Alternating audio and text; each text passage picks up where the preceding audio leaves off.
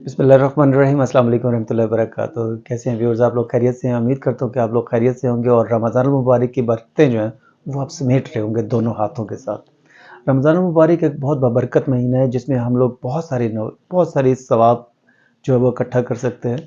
और ये एक ऐसा महीना है, अगर मेडिकल पॉइंट ऑफ व्यू से देखा जाए तो जितने भी मज़ाहिब हैं उसमें रमज़ान को यानी फास्टिंग को यानी रोज़े को बहुत अहमियत दी गई है। अब ये रोज़े की अहमियत क्यों है, मेडिकल पॉइंट ऑफ व्यू से क्यों है, उस पे आज हम लोग थोड़ी सी डिस्कशन करेंगे।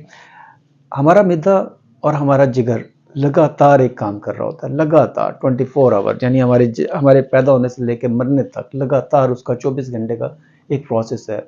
हमारे जिगर की अगर बात करें तो जिगर जो है वो 120 से ज़्यादा फंक्शन जो है वो 120 से ज़्यादा जो फंक्शन है वो कर रहा होता है। 120 फंक्शंस, बहुत इंपॉर्टेंट फंक्शंस हैं। हाजमे से मुतल्लिका होते हैं, एंजाइम से मुतल्लिका होते हैं, शुगर ग्लूकोज को कंट्रोल करने के मुतल्लिका होते हैं। इसी तरह और देखें तो हमारे इम्यून सिस्टम का एक बहुत बड़ा सेटअप है जो कि हमारे लिवर के अंदर चल रहा होता है।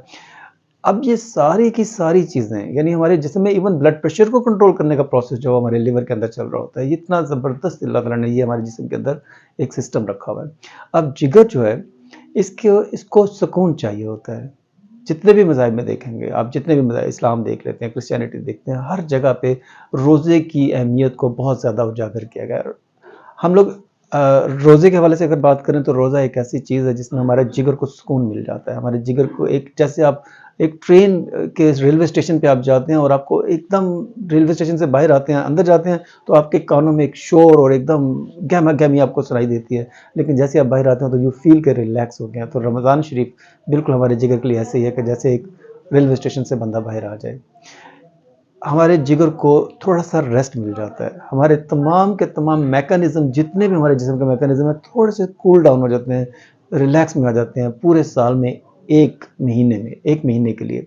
उसमें हमारे दिमाग, हमारे आप अगर आप अपने इमोशंस को देखें, अगर आप अपने फिज़िकल को देखें, आप फिज़िकल देखें तो आपके अंदर ये जो अभी स्टार्ट का जो एक हफ़्ता है, जो पहला अशरा चल रहा है, आप देखेंगे कि आपको थोड़ी-सी कमज़ोरी फ़ील होगी। आप लगेगा कि जैसे आपका वज़न कम हो रहा है, बिकॉज़ हमारा जिस्म लगातार एक ही मैकेनिज़्म में चल रहा होता है, एक ही स्टाइल में, एक ही चीज़ों में लगातार चल रहा होता है। तो पहले हफ़्ते में हमें कमज़ोरी महसूस होती है, दूसरे हफ़्ते में हमारे जिस्म के अंदर जो एक बायो क्लॉक लगी हुई है, वो भी सेट हो जाती है, हमारी नींद भी पूरी होना शुरू हो जाती है।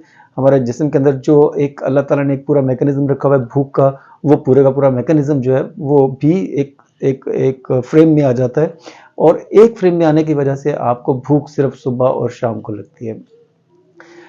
जितने मोटापे के मरीज़ हैं, जितने शुगर के मरीज़ हैं, जितने बाकी मरीज़ हैं, उन पे मैं कहता होता हूँ, चंद एक मरीज़ों के अलावा, जैसे गुर्दे के कोई पेशेंट हैं, ज़्यादा प्रॉब्लम के साथ हैं, या कोई ऐसी प्रॉब्लम है जिसमें कि अद्वियात खाने का बहुत ज़्यादा आपको नेसेसरी होती है, आपको बहुत ज़्यादा ज़रूरत होती है उनकी कि आपने खुराक मेडिसिन जो है वो लाज़मी खानी है, तो आपको मैं रोज़े से मना करता हूँ। अदरवाइज़ मैं जितने मरीज़ हैं सबको कहता हूँ कि आप रोज़ा रखा करें। रोज़े की वजह से कुछ कॉम्प्लिकेशंस भी आती हैं क्योंकि हम लोग आदी नहीं होते इस रूटीन के। तो वो कॉम्प्लिकेशंस क्या होती हैं, जैसे वॉमिटिंग का आना।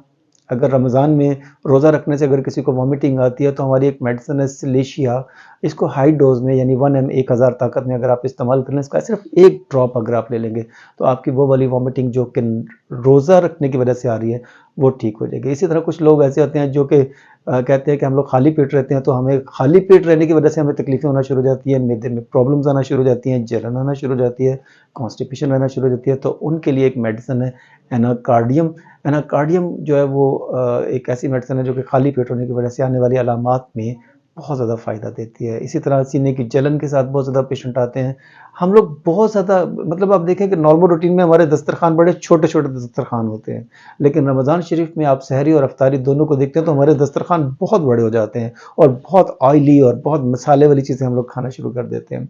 वो ऐसा नहीं करना चाहिए, लेकिन क्योंकि ये रमज़ानुल मुबारक की एक, वो कहते हैं कि एक डेकोरम है, आपको उसको डेकोरम करना पड़ता है, आपको वो सहरी और इफ्तारी में वो सारे लवाज़मात रखने पड़ते हैं। तो उनके खाने की वजह से भी हमारे मैदे के अंदर बाज़ औक़ात कुछ प्रॉब्लम्स आना शुरू हो जाती हैं, जैसे घबराहट बहुत ज़्यादा आना शुरू हो जाती है, मैदे में जलन बहुत ज़्यादा होना शुरू हो जाती है, और जब ये मैदा ख़राब होता है तो बंदे के ज़हन में मुख्तलिफ़ किस्म के ख़यालात आना शुरू हो जाते हैं। जैसे आजकल बहुत ज़्यादा जो देखने में आ रहा है, वो पेशेंट ये कंप्लेन कर रहे हैं कि जब भी हम खाना खाते हैं तो यूँ फ़ील होता है जैसे पेट भर गया हुआ है, पेट बहुत टाइट हो गया हुआ है, और ज़हन में ख़्याल आना शुरू हो जाता है कि बस मैं मर जाऊँगा। ये ख़्याल जो आता है, बस मैं मर जाऊँगा, मैं नहीं रह सकता, बस अब मैं गया।